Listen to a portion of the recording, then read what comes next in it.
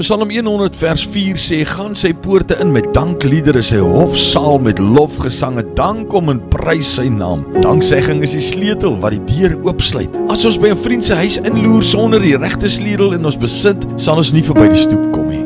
Maak nie saak hoe ons draai en die slot forceer nie, ons sal buite bly. Dieselfde geld vir die Here.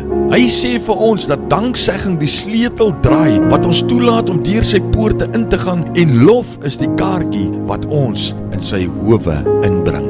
Hulle maak die deure oop wat ons in die teenwoordigheid van God inlei, waar die wonderwerke gebeur. Wanneer ons 'n gesprek met die Here begin, moet dankbaarheid die leiding neem. Jesus het hierdie praktyk gemodelleer.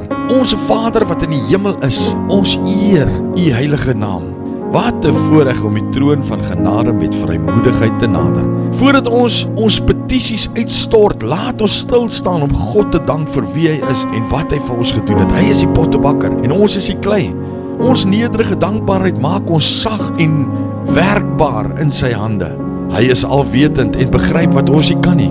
Hy is almagtig en bereik dit waartoe ons nie in staat is nie. Hy is alomteenwoordig, net hier, nou, in hierdie oomblik by ons. Gebruik die sleutel van dankbaarheid, my vriend, om sy teenwoordigheid binne te gaan, om toegang te verkry tot die plek waar wonderwerke gebeur. Maar Vader, baie dankie Here, dat ons 'n sleutel het tot wonderwerke. Dit is dankbaarheid. Dankie dat ons in alles kan dankbaar wees. Here, ons kom na u toe vandag in dankbaarheid. Ons is u so dankbaar. Dankie vir u liefde, dankie vir u genade, dankie vir u vrede, dankie vir sleutels. In Jesus se naam. Amen.